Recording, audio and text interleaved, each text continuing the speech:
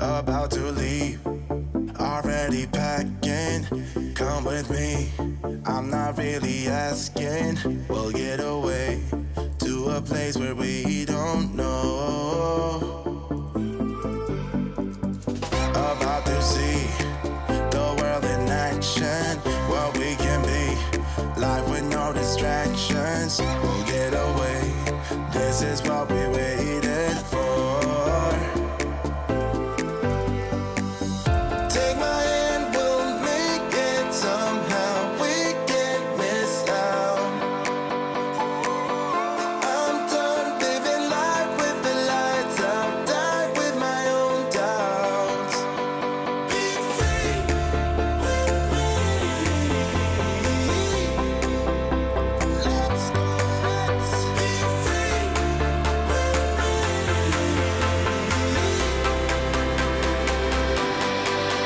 Be free.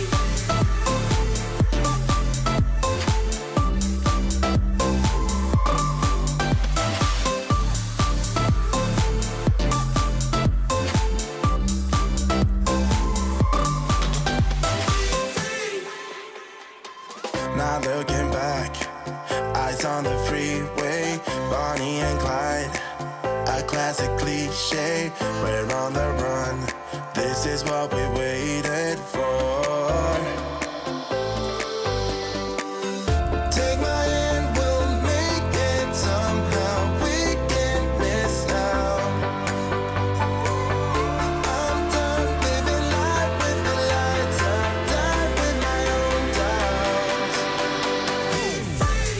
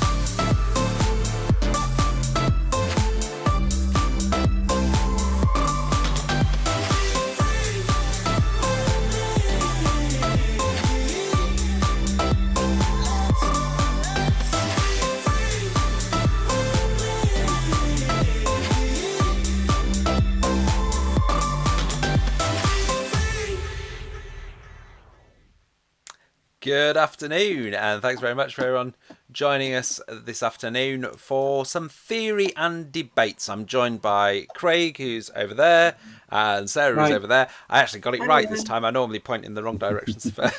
Finally, after all these years, worked out what direction to point. Basically, the opposite from what it feels like it ought to be. But by September, October, when we start these up again, you will have forgotten. Again, yeah. Absolutely. We're getting lots of comments already in the chat window, which is great. In a minute, we're going to be doing some activities, and it'd be great if you could join in with the activities in the chat window. A few people asking about what we're focusing on today, so there's a good opportunity to mention that. We're looking at theory and the sort of theoretical debates that come under the heading of theory. People are asking about methods. It is true that on paper 3 you could be asked about theory and or methods, for the 20 marker and 10 marker. So they might be all theory, they might be all methods, could be a combination of the two. We don't know. But today we're focusing on theory and theoretical debates. That's what we're looking at. We have done other stuff on methods before. You can find our previous sessions on methods. Okay, lots of people asking questions in the chat window. Okay. And lots of people saying there's no methods in context. No, there's no methods in context on paper 3. There could be methods. You could get a general question on methods, but you won't get one about methods in crime or methods in education or whatever. Okay. Right. On that note, we'll get onto the onto this. Okay. So this, here we go. So, going to go straight to Craig for a 5, 4, 3, 2, 1. Okay, thank you, Duncan. Okay, so we're going to do a 5, 4, 3, 2, 1 here at looking at theory and debates for the AQA paper 3. There may be some kind of theory and debates overlap with OCR papers. Some people are sort of putting it's the social inequalities paper. there may be some stuff on there, but we're kind of targeting so like paper 3 for AQA here. Yeah. But you might still pick some stuff up. In our 5, 4, 3, 2, 1, for those of you who are new, for those of you who aren't, you don't need to listen to this bit. But for those of you who are new, what we do is inside of 2 minutes, we ask you to identify 5 of something, 4 of something, 3 of something, 2 of something, 1 of something. I've already seen somebody already ask whether there's a word smash today. I knew this would happen. Okay, so let's see our topics. Okay, so what we want you to do is we want you to give us 5 features of postmodernity, and that's kind of selected from the kind of theoretical debate: are we living in a postmodern age? Are we in a modern age? Are we in a late modern age? 4 social policies. One of the kind of areas that you might get asked is how sociology informs social policy. Should it inform social policy? Does it inform social policy? 3 functionalists. Obviously, this fits into either consensus theories or structural theories. And I may have given functionalists, not features of functionalism. 2 features of science, the old sociology as a science debate, and 1 reason why sociology cannot be a science. Let's have our 2 minutes starting now. People are already coming in with some. That's great. 5, They are. There's some really good ones. 4, Some people are starting with 3, the sociology as sociology as a science. 1. There, but there's also some falsifiability and objectivity. Excellent. Kuhn, science operates within a paradigm. Amelia's social policies: Equal Pay Act, Sex Discrimination Act, Same-Sex Marriage, Divorce Reform. Mel, nice one. For the postmodernisms: fragmentation, individualism, pick and mix. It's just run off the screen for me. I don't know what the others were. Coco Grigg, media, consumption, reflexive thinking, communications, globalization. Excellent. Luke has come through with Popper, sociology isn't falsifiable. Excellent. Raspberry's coming with globalization, diversity. It's gone quick. Everyone's coming through so quick. Oh, no, it is. Diversity, technology, individualism, personal choice. Really good options there. Coco Grigg again. Sorry, not picking another one person, but Durkheim, Merton, and Parsons. Excellent. Zara, open knowledge system and its objective. Excellent. Evie's come up with someone different. Parsons, Compt, and Durkheim, which are all correct as well. Helen's come up with Parsons, Durkheim, and Merton. May's come up with Durkheim, Parsons, Durkheim, and Merton. Alice said can't hack 4. I don't know what that means. Abby, can't be falsified. Harrison's coming with open belief systems and the kudos principles. Excellent. There is no paradigm in sociology. There's no dominant paradigm in sociology yet. Lots of interesting ones.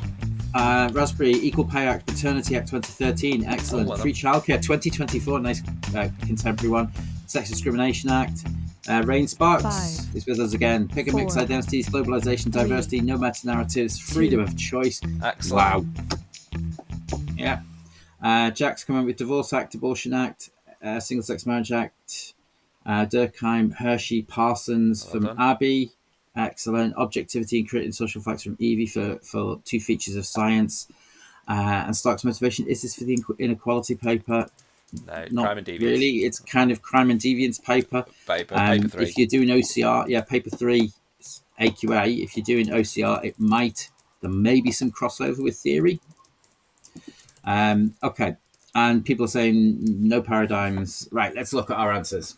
Some really good answers there. I don't think I spotted anything incorrect. Okay. Oh, sorry, not So WJC. I'm not sure which bits will be relevant for you, but there will some of the theory will be relevant. We're not looking at crime today. We're looking at theory and theoretical debates. Yeah. Okay. Right. So we have a look. So many great answers. Yeah. Loads of great answers. Okay, I've gone with diversity, choice, media saturation, decline in meta-narratives, and hyper-reality, but there's some really good other ones coming through. Fragmentation came through. I'm trying to think of some of the others that they all kind of came through so fast. There's other. What were the other ones that came through? We saw. You see any? I'm trying to remember now. There was some great ones. A lot of them related. Pick and mix identities, globalization, no meta-narratives. I don't know what that was. Freedom of choice. Yeah. There's some really good ones there. Well done. Oh, Malik's back. We can stop panicking. Okay. Question number 4. It just says don't panic, I'm here. Sorry. Number 4. I went with the Equal Pay Act, Education Reform Act, Creation of Welfare State, and Divorce Reform. The reason I've asked about social policies there is you may get asked a question on can sociology be should sociology inform social policy? Can sociology inform social policy? You may get asked about theoretical views of social policy. It's always good to have a few social policies to back those points up when you do that. So it's worth, even though we've done a lot of social policy on papers 1 and 2, you may also be asked about social policy on this one. Question number 3. Hello. Number 3. Yeah, we're there. Okay. You've got Durkheim, Merton, and Parsons. We did also have Comte. We had Hershey in there as well.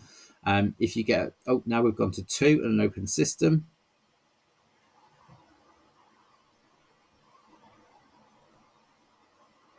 And it's based on evidence. I'm just checking I'm still connected here.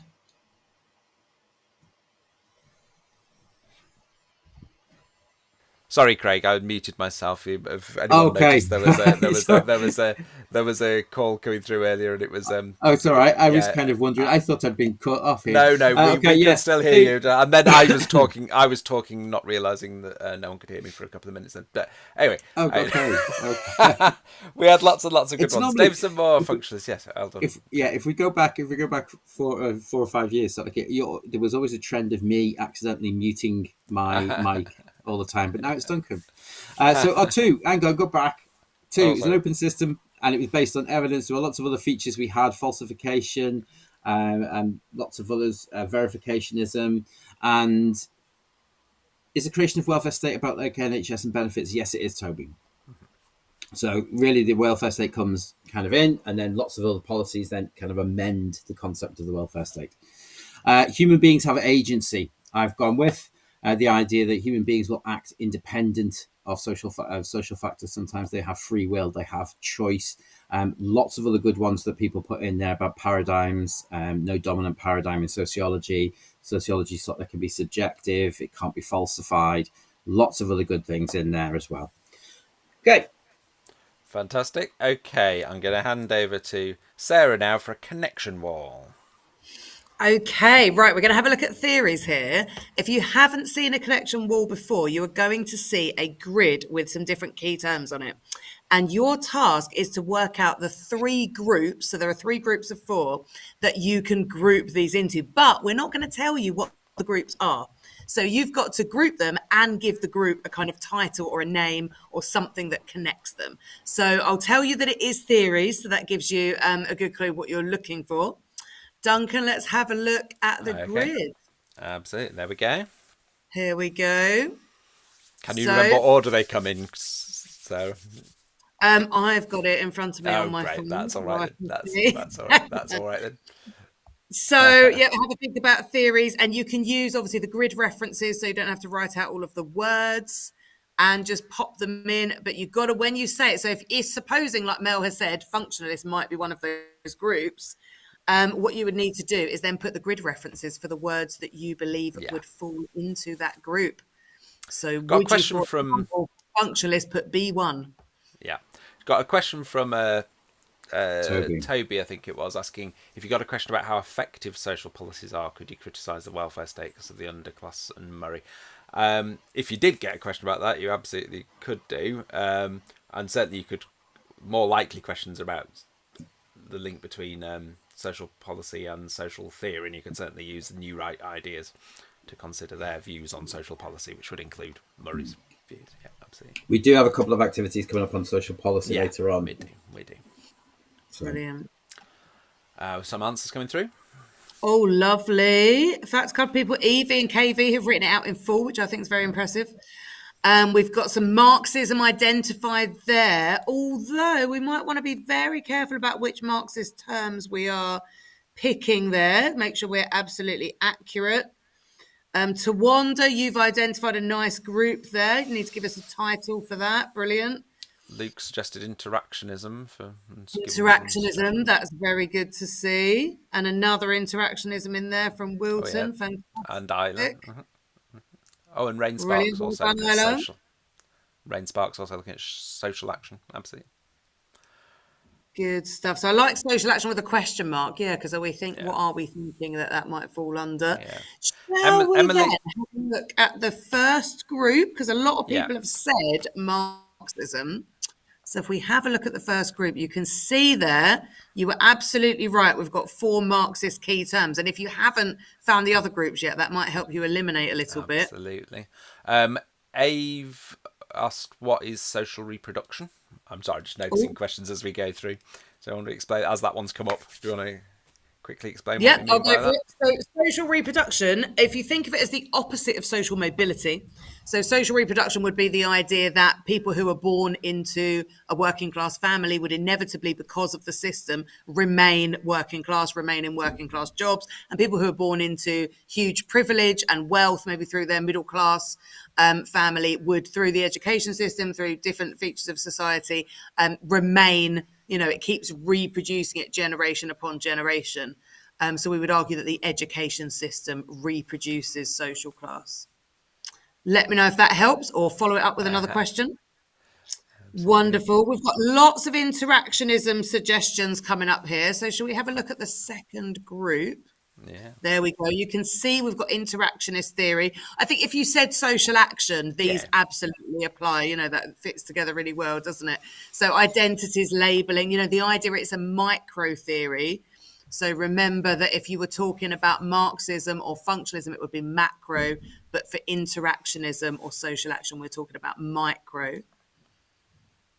Lovely. Loads of answers. Brilliant answers still coming through. And that leaves us with the final group, which quite a few people identified.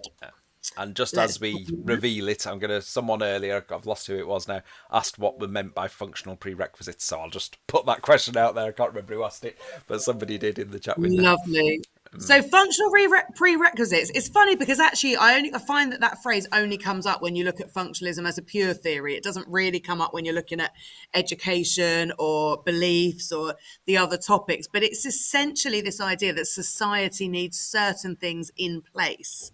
I think it was Merton, wasn't it, who came up with it? Was it Parsons?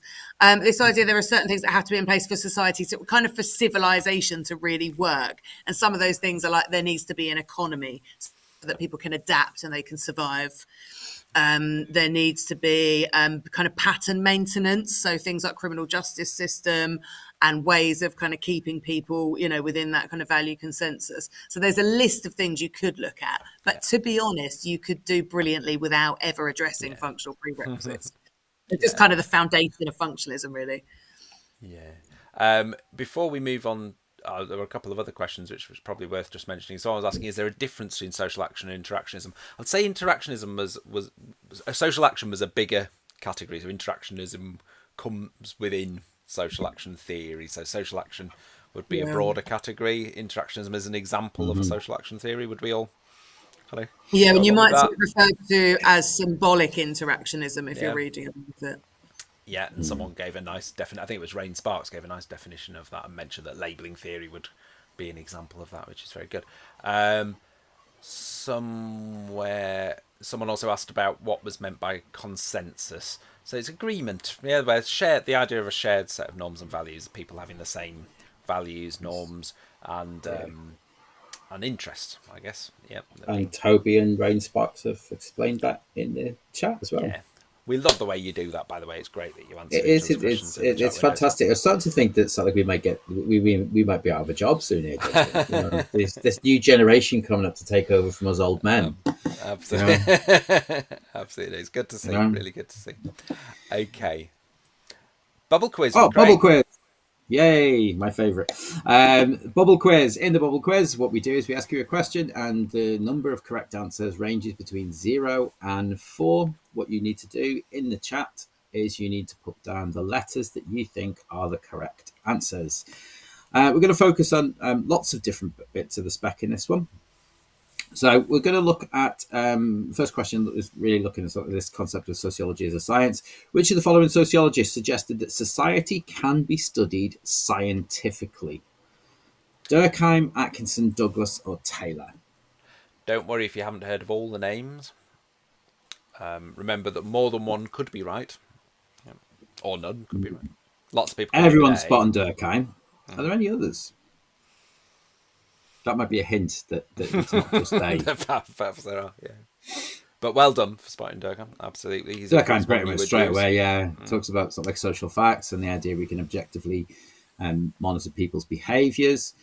And Billy has come through with D. Excellent. Shazad's come through with A, C, and D. Yeah. Suicide study. Yeah. Durkheim's suicide study. So that's what we would look at in terms of that. And speaking of suicide, because this person did actually do research into suicides of train drivers. Suicides on and the impacts on train drivers. Taylor. Taylor is a realist, and Taylor argues or takes a realist approach to sociology and looks at the idea that we can study society scientifically, but we cannot make predictions. So Taylor is kind of the midpoint in this debate that they have with like kind of between Durkheim, who obviously looked at suicide, and then you've got Atkinson and Douglas, who both suggest that looked at the role of the coroners and looked at sort of like how social factors influence somebody's decision to actually record somebody as being as a suicide, or to record or look at the personal situation, the personal history of individuals. So they found that people are more likely to be given the decision of a suicide if they had mental health problems or financial problems, and so on and so forth, or if they lived in a non-religious country, and so on. So, but Taylor sort of like is kind of that middle ground, and it is different to right and left realism in crime.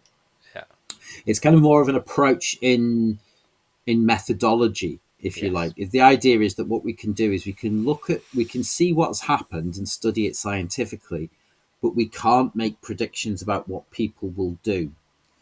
So we can find out the cause, but we can't predict the effect in many ways. It's a little bit like they kind of make the suggestion that sociology is a little bit like things like meteorology and seismology. We know why something happens, but we don't know when it's going to happen. Yes, we are on sociology as a science right now, but we are going to move on from that. Let's go to question 2. Which of the following sociologists suggested that sociologists cannot be value-free? Durkheim, Weber. Durkheim, Becker, Gouldner, and Weber. I'm reading them wrong. They cannot be. Have a little bit of a. Yeah, we've had a little bit of a kind of hint at this question already on paper 1, wasn't it? Really, we're talking about feminists and sort of like how they might influence research. But there's no feminists up there, by the way. People are going C and D. Gouldner, Weber. Some people have said B. Actually, B, C, D. B, C, D. You are correct. Well done, Rain Sparks. Identifying the roles. There's quite a famous debate between Becker and Gouldner about the role of values in sociology. Becker obviously thinks that the idea is that sociology, we need to be on the side of the underdog. Gouldner said it is inherently value laden, and Weber, and quite interestingly, said sociological research can be value free, but sociologists themselves cannot.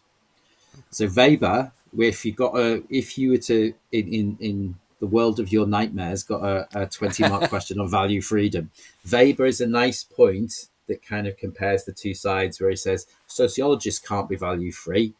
Human beings will always have values. However, their research can be by leaving it open to scrutiny, by having peer review and using objective methods. Yeah. There you go. Question number 3. Which of the following are features of modernity? Now, we had post-modernity already. So which of these are the features of modernity? And again, there is a kind of debate about post-modernity, modernity, late modernity. So we've got urbanization, rational thinking, industrialization, secularization. Yeah. Earlier on, May said she'd quite like a question on value freedom. Yeah, there you go. It's not the worst thing in the world. Lots of people coming in with some suggestions. It's not impossible that they could. It's not impossible they could ask a very similar question that was on paper 1. But remember last year? Yeah. One question was on quantitative data. The other one was on qualitative data. Yeah. Esme. So nothing's ruled out. Esme suggested all of them. We've got lots of different responses. Esme, Abby have both suggested all of them. Esme and Nate. Abby are correct. Well done. Yeah. Yeah, urbanization, rational thinking, industrialization, secularization, all features of modernity. And this is something that you might want to think about. Sort of like, should you get a debate on modernity, post-modernity, late modernity, which we'll come to, I think, now. Which of the following sociologists would you associate? Now, I'm going to lump these two together because some textbooks do. Would you associate with post and late modernity? What did it mean by research design? So research design is basically the ways in which feminism might have influenced either the conduct of research, the design of a research, so sampling and things like that. It can be the topics they pick, the subjects they do. There's so much that could go into it, and we don't want to really worry anybody. No, but it was quite fun. Yeah. Something that they haven't, so we can't really talk too much about it, but research design can be quite a broad area that you talk about. Which of the following sociologists would you associate with post and late modernity? Althusser, Giddens, Lyotard, Baudrillard. Baudrillard. Yeah. Baudrillard. Or as I say, Baudrillard. Yeah. Baudrillard. Okay. Yeah, that one. Yeah. Him. Wilton's asking, is Giddens post or late? Giddens we would say was late, although when someone we had you're Giddens giving the at answer one of our, right now. Oh, sorry, but we had Giddens at one of our events a few years ago, and someone asked him which he considered himself to be, and he was very emphatic that he wasn't either. But, do apologise for my dog.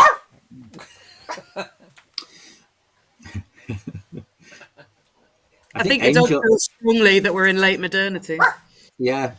Well, Angel does have some views. I mean, we're on the other day when we were talking about the new right, and she went off on one then as well. So Duncan's dog. She's not keen on French postmodernists generally. She's a structuralist. Yeah. We've got Giddens. Oh dear me. So we've got Giddens, Lyotard, and Baudrillard. Baudrillard. Yeah. Probably. Okay. Yeah, him. Yeah. Yeah, absolutely. Giddens, you would see as being late. Giddens, as Duncan's already said, we often see him in late modernity, and obviously Lyotard and the other fella are postmodernism. Yeah, excellent. Okay. Next. And 4, 5. So what are the features of late modernity now? Ooh, that's an interesting one. Reflexivity, risk society, expansion of capitalism, and the role of the state. So Isla's gone for B. That's definitely correct. Yeah, it'd be great if you could tell us who suggested that idea. I was going to say I was going to give a clue that would lead towards risk, but I reckon someone can do it now. So, yeah. A, B, and C. Risk society, Ulrich Beck. Yeah, another good sociologist. Well done. What is simulacra? Simulacra.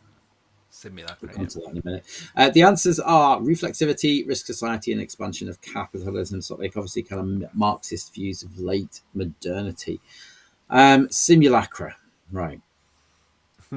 Nice post. I'm trying to explain it in a very simple way. Essentially, it's that everything is a copy of a copy.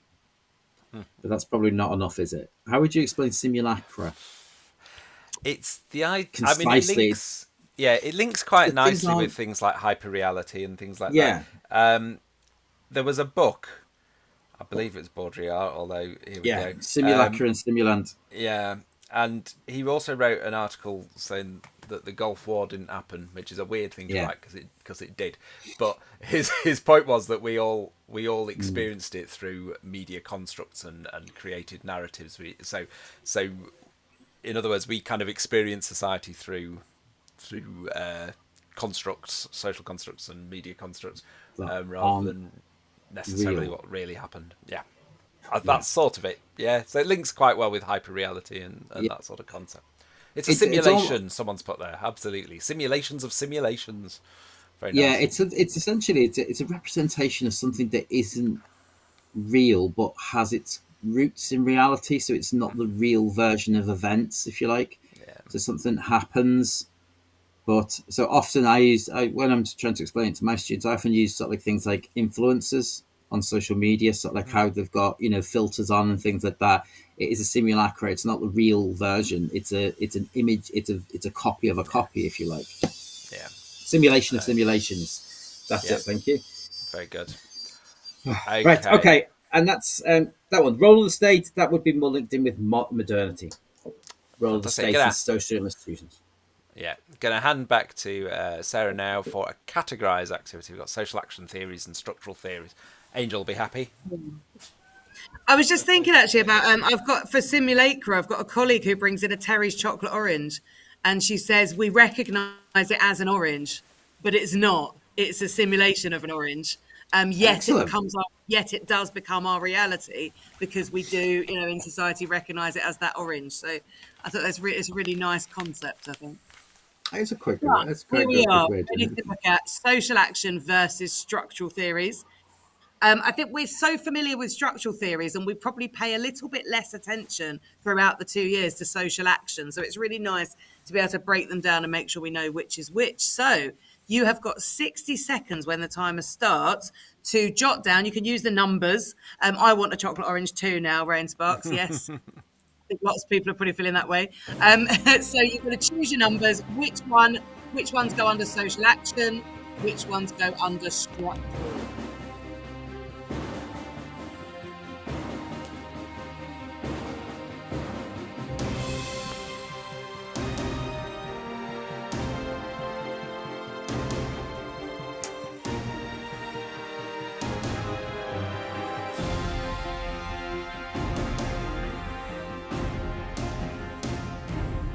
Halfway through our time here, some answers coming through already.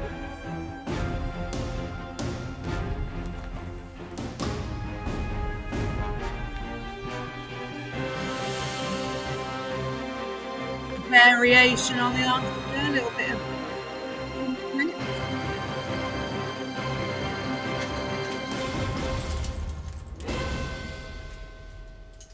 Brilliant. Poppy said you weren't sure about number 2. Think about agency in terms of free will. Which side of these different theories would take into account people's free will and agency more than the other side? So one might see people's free will and the other side might see more of a deterministic view. Brilliant. Okay. I think we should probably have a look at those answers then. Very good. Most people got it, didn't they? Yeah. See there, we've got micro under social action, really important, and macro under structural. Really useful if you're trying to sort of distinguish between the two when you're writing. Interactions between people creating change. You might have various examples of that. If you do the beliefs topic, Calvinism is often used as the example, but you may have other examples of interactions between people creating change. Maybe from family, you might use personal life perspective, those kind of ideas.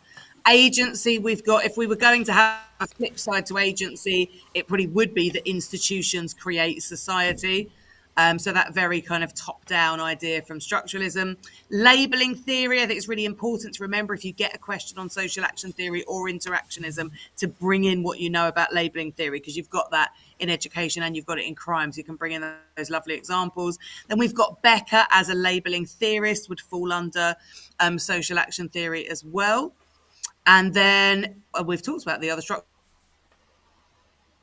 ones, top-down, macro, and institutions creating society. So that very deterministic idea where you might talk about structural theorists seeing people as passive puppets, responding simply to the institutions. Right, Toby, don't be confused. Okay, now Toby's just said... Yeah. Sorry, you answer it, Sarah. Yep. Basically, and I think Duncan might have mentioned this earlier, so if you think of social action theory as the umbrella term for a range of theories that would fit underneath that umbrella, and they are all these theories that see the micro interactions between people and that are really interested in meaning and individual meaning. Symbolic interactionism would fit in there. Labeling theory would fit in there. Weberian ideas, Weber's kind of ideas about social change would fit in there as well. So you've got quite a range of theories that would go under social action, and interactionism being one of them. Yeah. Absolutely. Just to pick up on Lottie's question, who did the breaching experiments and what theory was it? It's possibly closest linked with Garfinkel and kind of ethnomethodology, which is something that you don't particularly need to know. It's a branch of social action theories. It is in some of the textbooks. Breaching experiments are basically the premise of most prank shows. It's where what Garfinkel would do is get students to sort of like go and do something to subvert society's norms and see how people reacted. So things like Candid Camera and lots of other prank things, because obviously sort of pranks are everywhere. What he would do is he would get somebody to, for example, one of the breaching experiments was his famous lodger experiment, where he would get people to go home to their parents and pretend to be like a guest in a hotel, or well, a lodger at the time. A lodger is somebody who used to stay with people and he wasn't part of the family but would pay for a room or something like that. Okay. Why didn't Craig come to the sociology workshop in Westfield? Because there are lots of other people. I did do one. I did the one after. I did the one after Easter. Yeah. I don't know who did the other one. I think it was either Katie or Anna would have done that one. Toby, I don't when do you them said all. Toby, when you said so are they the same? Interactionism is an example of social action theory in the same way that say functionalism is an example of a structural theory. Does that? If that And helps? yes, Yeah. Can and we have just a to- little look? Vicky's asked a really good question here. When we mentioned that institutions create society, for example, education systems that raise children, so we would say the institution of education, structural theorists would believe that, yes, that they socialize people then have that value consensus, and it's all kind of this top-down process where the institution is having an effect on people. But if you were using social action theory, you would flip that and you would say, well, actually, there are groups of people that reject those norms that they're being told to follow. Think about Willis's Lads, think about your Nike identity studies, and you've got groups of people that will actually question, or that, think about counter hegemony, rejecting the norms and values, anti-school subcultures even. So actually it's not deterministic. Not every young person in school follows what they're told to believe. And then, of course, alongside that, sort of the idea of top down and kind of bottom up, you also have structuration, that one cannot exist without the other. I think we're going to go far too. Yeah, we'll come back. Oh, sorry. I think we come back to that. No, it's all right. Sorry about that. People giving lots of good examples in the thing. I've clearly not read the script. Excellent stuff. That's all right. Ethnomethodology and phenomenology, they would come under the umbrella of social action theories as well. Yeah. I don't think they're not named on the specification, but they're If you know- examples of social action theories. So if you know symbolic interactionism, if you know labeling, if you know kind of Weberian approaches, they are just alternative types of social action theory. So if you do know ethnomethodology and phenomenology, by all means talk about them. You'll get credited for them, but don't worry if certainly not at this stage if they're not familiar. Don't worry about it. Okay, superb. Right, going to move back to Craig for a couple of connection spinners on social policy. Okay, right. Okay, so now what we're going to do is we're going to look at this kind of debate of should sociology inform social policy, or the relationship between sociology and social policy. The Looking Glass Self, it would be seen as a social action theory. Yes, Coco, great. It kind of such a Looking Glass Self made as part. Would that come under labeling or symbolic interactionism? But it's certainly a social action view. Absolutely. Right, views of social policy. Okay, what we're going to do is we're going to spin the spinner, and we're going to ask you to identify one. We have 6 different theoretical approaches here and their views on social policy. If you were to get a question on, say, for example, outline and explain 2 sociological perspectives on social policy, this could be that type of question that you get. So what we were looking at here is we've got the new right, we've got functionalism, we've got Marxism, we've got radical feminism, liberal feminism, social democratic approaches. Can we spin the spinner? There it goes. Where it stops, no one knows. Social policy is acts or initiatives or laws that are passed, Sophia. So it can be anything. So how would Marxists view social policy? What view might Marxists have of social policy? Do they think it's a good thing? Do they think it's a bad thing? Who do they think it serves? Who does it not serve? Can you think of any Marxists that have commented at all on social policy? Oh, well done, Rain Sparks, and Toby, and Excellent. Alec, and Lottie. Excellent. Lots of stuff going in there. Yeah, well done. Excellent. Yes, possibly a slight delay, isn't there? Yeah. 5-6 seconds. Marxist policy represses the proletariat and maintain the bourgeoisie's power, creates false class consciousness, benefits of ruling class. Example, Health and Safety Act. A smokescreen that creates a human face of capitalism, and Marx is being critical. It reinforces capitalism. They're in the interest of ruling class, and it benefits capitalism, keeps the working class under rule class domination.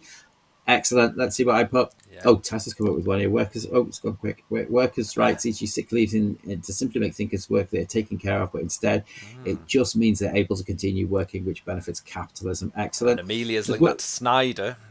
Yeah, giving capitalism a caring face. Wonder if just a general thing. Wonder if Tessa did health, because that's very much very kind of real health kind of point of Marxism there. Yes, they do take a critical view of social policy as propping up capitalism, providing it with a smokescreen, the kind of caring face of capitalism, and lots of other things that people have put in there. Would you say they believe capitalism constructs things like statistics? Yes, I would. Yeah, or the ruling class does. Yeah, absolutely. That's just a very just general thing. Yeah. Yes, I would say because official statistics can manipulate things, and they would certainly be very critical of official statistics manipulating kind of views to represent what they want it to. Yeah, remember Marxists are revolutionaries, so they think, and you could, I don't know where else it's going to land, so I won't say who else might feel this way, but there might be another perspective that feels similarly, that any sort of reform is not going to really make the necessary changes. You need to completely change the system, not just pass policies that will tinker at the edges. Okay. Yeah, but it's also a good example. So say, for example, you made a point of saying, right, Marxists would sort of like suggest that it props up capitalism. Then use a policy as an example of how that props up capitalism. So, for example, I mean, even, Marxists would be critical of even things that happened like during COVID lockdowns and sort of like, what was it called? Oh, I've forgotten the name of it. Furlough pay, yes. And how that actually was given to people so that they could continue to purchase goods and prop up capitalism. That's what Marxists would suggest. So, you could use things like that. Okay, let's look at the next one. Most of the payments went to companies rather than, I mean, obviously to be passed on to the workers, but it was, yeah. Toby's made a good point. Increasing the retirement age made individuals work longer, which helps to benefit capitalism. Yes, because if some people, if we didn't, the main reason sort of for increasing the retirement age is because you will have massive gaps in skills and employment, but also you'll have a strain on the dependency ratio and the pensions. Yeah. Zara's made a good point. Zara's made a good point that neo-Marxists would be less emphatic that social policy can't bring change, and that actually the state can be relatively autonomous, just to use a bit of a Ralph Miliband point there, and social policy can bring about change. It's all good stuff. Let's look at the next one. Have we changed to... we're doing another one. Okay. Yeah. Okay, so let's look at another group. Liberal feminists.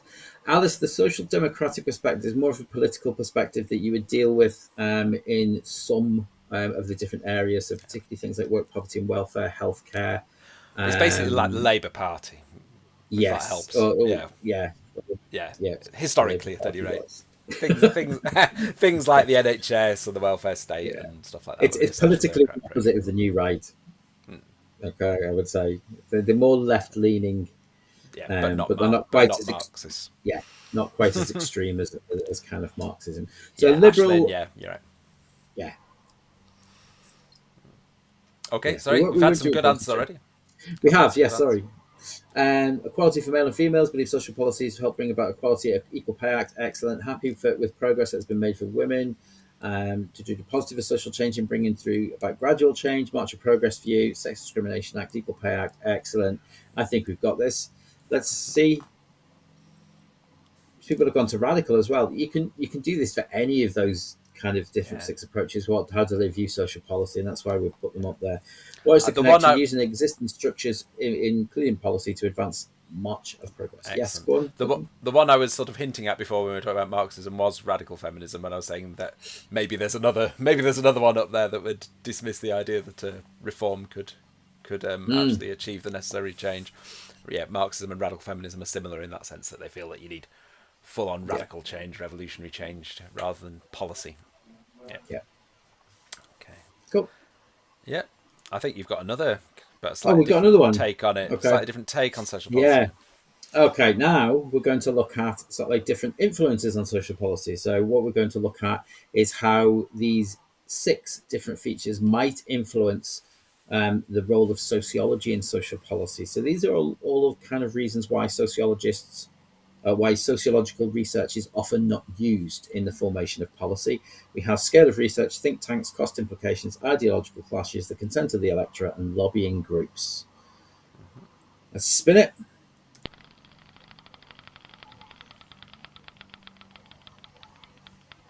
I'm just reading some of the questions there as well. I'll come back to those. Okay, so the cost implications. Why might cost implications mean that sociological research, that social policy is not informed by sociological research? Would the new right talk about social policies being exploited by the working class like benefits? Therefore, they had to introduce the two-child policy for benefits. Yes, the new right certainly would. And we can be very critical of that. We can be critical of the kind of two-child policy. And sort of like how it has impacts. There's lots of talk about whether it would be repealed or not. Nobody's really committing to repealing it. Coco also right about the new right, generally speaking, looking against sort of policy solutions and thinking people would take responsibility for themselves and that kind of thing, rather than the state taking solutions. Also, someone earlier asked what a think tank was. So they're kind of bodies that advise politicians. I don't know if that's going to come up later, but something like the Institute for Economic Affairs, which advised Liz Truss on her.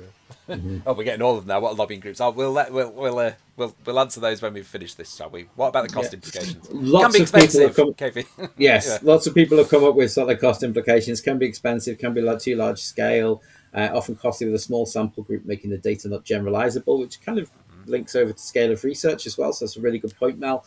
Government might not want to fund sociological research. Can be expensive.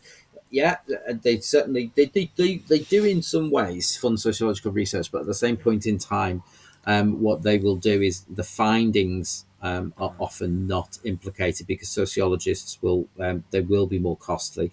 I think the example I've given is the Black Report. If we see the answers, sociological research is often expensive to implement. So the Black Report that looked at housing and looked at poverty in the UK in the early 1980s and the early years of Margaret Thatcher's government was incredibly expensive to implement. So, of course, that government at that point wanted to reduce state spending and so didn't implement it. There's probably lots of other reasons why they didn't implement it. But, yeah. Coco and Luke have come up with a different take on it, a very good one as well, though, that the governments may feel that that research is biased because of who funded it, and therefore not to make use of it. It might affect the values or the findings depending on who was paying for the research. Absolutely. Okay. In many ways, like you're kind of answering lots of the other things about the other groups there as well. Yeah, absolutely. Excellent. Yeah. Was the Black Report a social democratic policy? I do believe it was initially commissioned. Was it initially commissioned under the late days of the Labour government in '79? It was near the cusp, wasn't it? It was very early in Thatcher's. Yeah, I think I'd need to check. Yeah, but it did come out with a very. It was published in 1980, so it will have been commissioned prior to. So it certainly suggested a lot of social measures which were very expensive to implement. Coco Griggs. So it would certainly be left leaning in its findings.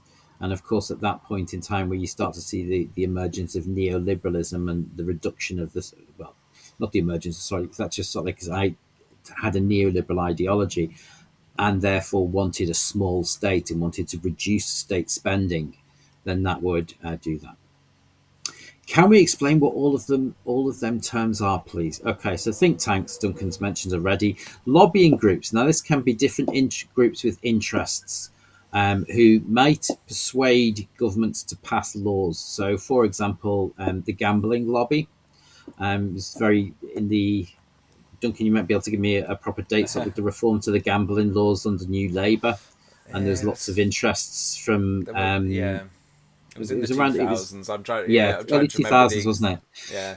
It's when they were going to introduce the super casinos. Yes. And what they would do is they would lobby the government and say, we think this should happen, we should think this should happen. And members of parliament will meet with people from these lobbying groups and listen to their concerns. I'll stop there. And they may then influence laws that are put forward. And this means that research that rejects that is often not listened to.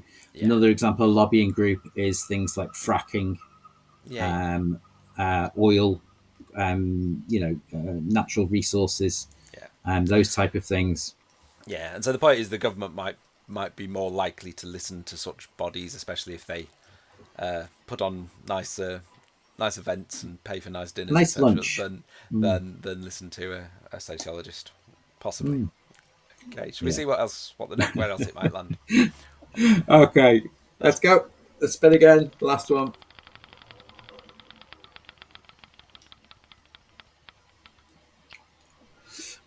The consent of the electorate. Why is that important, and why does that mean that sociological research may be shut down? We've had some people talk about this. Can businesses use pressure groups to protect their own interests, such as going against minimum wage increases? Yes, they can, and yes, often they do.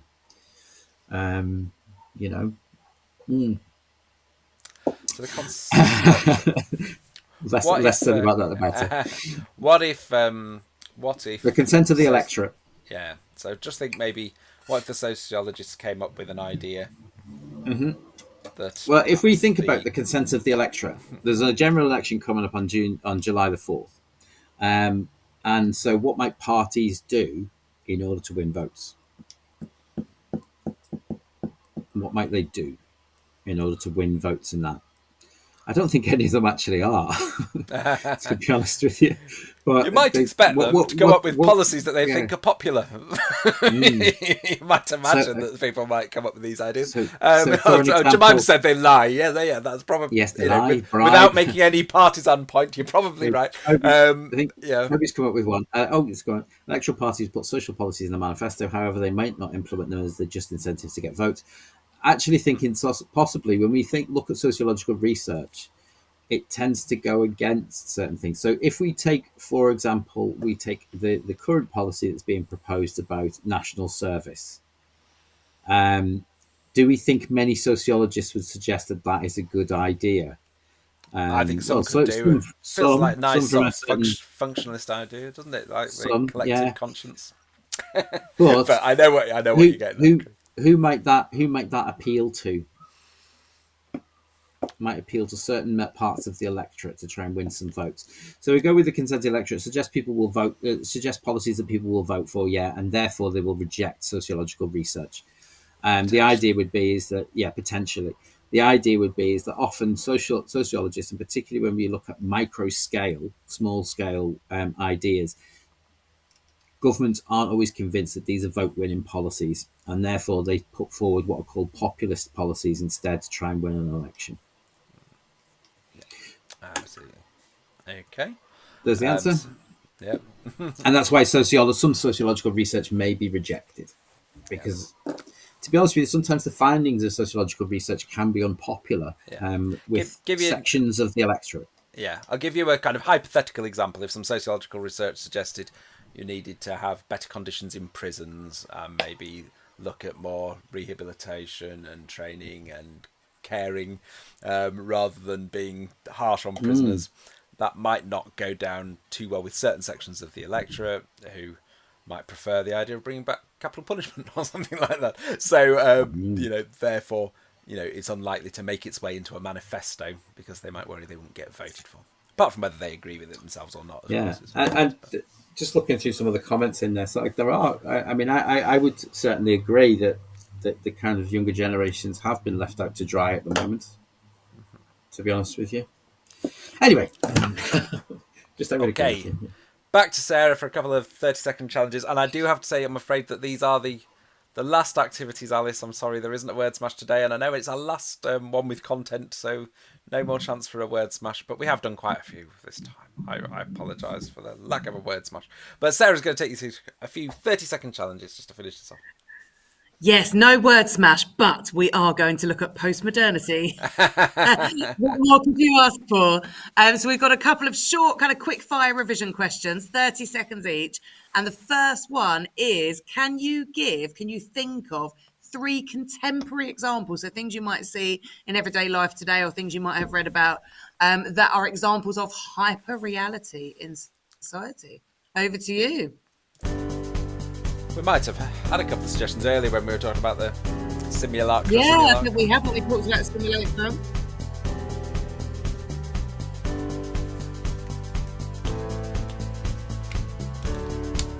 Oh, I like that. I like video games as a suggestion. That's nice. The chocolate orange. Brilliant.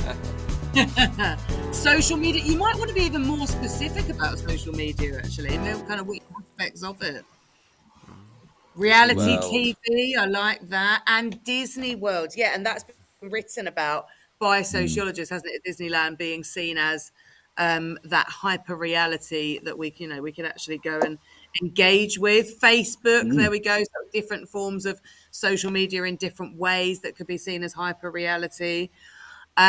We could think about how we experienced education throughout lockdown. That was all a kind of hyper reality, the way that the classroom was. Teachers not actually having to keep their students quiet, but able to simply press a mute button. Different version of reality. Social media representations. I really like that language that you've used there, Kazuho. Yeah, influencers. Yeah, filters. Lovely. Shall we see what we suggested? I think we've got very similar. So reality TV, social media, of course. Disneyland, it's been written about as an example by sociologists. Also, ABBA Voyage. I haven't been to it myself, but, that's an absolute hyper reality, isn't it? I've been. It's stunning. Have you? Yeah, it's stunning. There are real musicians on the stage as well as the avatars.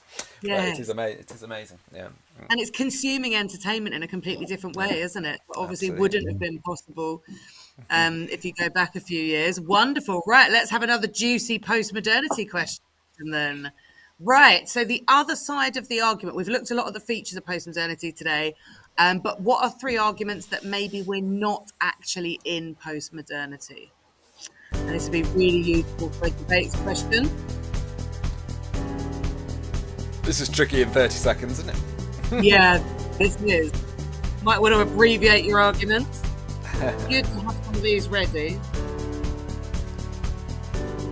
Remember, you might use opposing perspectives, or you might use actual criticisms of post-modernity.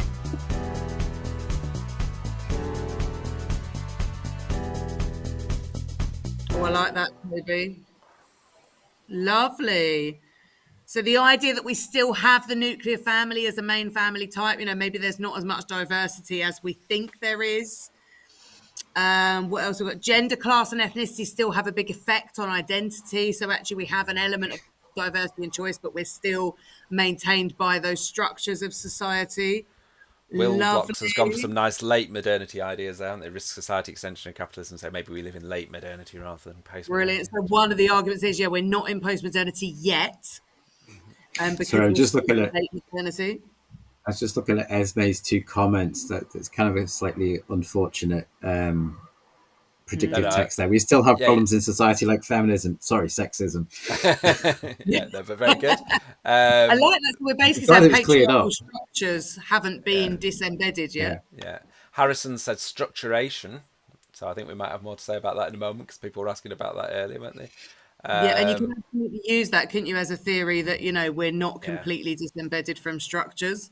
And Enlightenment Project is not over. Vaccines are on COVID. There's Harrison talking about that. Very interesting. Okay. Oh, interesting. Yeah, right. Let's see what we've got as our suggestions. So again, we're still in late modernity. That's a really strong argument, especially if you want to talk about kind of risk society and maybe structuration you talk about there. So structuration being this duality of structure, this idea that we may kind of have one foot in both camps, that you kind of need the structure and the social action to work together. And Giddens talks about that kind of, the fact that we may be affected. We're kind of in a middle ground, affected by both. So we haven't moved completely away from structure. There is an argument that there's no empirical evidence that we are in postmodernity. It's something very difficult to falsify, or something very difficult to illustrate that we're in it. It's really very theoretical. Of course, postmodernists would reject that entirely, because the whole search for empirical evidence is just a meta-narrative and blah, blah, blah, blah. Another meta-narrative, yes. and this is, the other argument is this rejection of the idea that if we're in postmodernity and we have rejected absolute truth, we're claiming another truth, aren't we? So we're kind of defeating our own theory. So there are critics out there. There's a lot of papers, if you're interested in reading more widely on this, a lot of papers that talk about postmodernity being utterly meaningless as a theory. Sophia there has said postmodernism is a meta-narrative. I like that. Yes. I know I'm Wilton. Just another meta-narrative claiming there are no more meta-narratives. Yeah. Which in ways incredibly meta. It is. I'm going to come back to the studio, our hyperreal studio, our simulacrum of a studio. And I was hoping that Angel would come and meet you and we could go viral, but she was having none of it. I think it's because we spent too long on postmodernism at the end. She was like, not interested in this. No. That's it, yeah. If it's not pursuing the needs of the international proletariat, she's not interested. Excellent. I'm anthropomorphizing my dog somewhat by deciding that she's an old school Marxist. But anyway, thanks ever so much for everyone's brilliant answers. Actually, I have to say, some really, really, really good, really good stuff. Responses. You someone asked, are there any more lives for paper 3 after this? Yes, on Monday at 5:00. We double checked it yesterday. We double checked, we will do our kind of warm up pre paper 3 ask us anything type of thing. Craig and I'll be here for that, and Anna will be joining us for that one. But thanks Sarah very much for the ones who's been doing this time. So it'll be Sarah's goodbye to you. One more chance to see me and Craig. Craig, you're about to say something. What are you going to say? I was going to say we have 70 or 80 of previous live streams. If you need any assistance, like kind of if you want to go back over some of the older ones, even the very old ones where me and Duncan looked a lot younger. Yeah, and slightly during lockdown. Slightly more rabbit in the headlights about being on the telly. Jemima says that she loves your voice, Sarah. Yeah. Teacher coded. I love that. Thank you. There was someone mentioned at the thing that the next one is the night before the exam. It is, so we won't be trying to panic anyone on the night before the exam, but we will try and answer your questions. But a lot of it will be, don't worry about that, because obviously the night before we don't want everyone to end the video and then think I've got to spend the next 7 hours revising about globalization or something. Yeah, it is it's kind of last minute tips, last minute bits of last minute clarifications, and things like that. Yeah. Okay, thanks very much, guys. See, we did a nice long one today, didn't we? All right, full hour. All right, we'll see you soon. Done, everyone. Cheers, guys. See you later. Bye.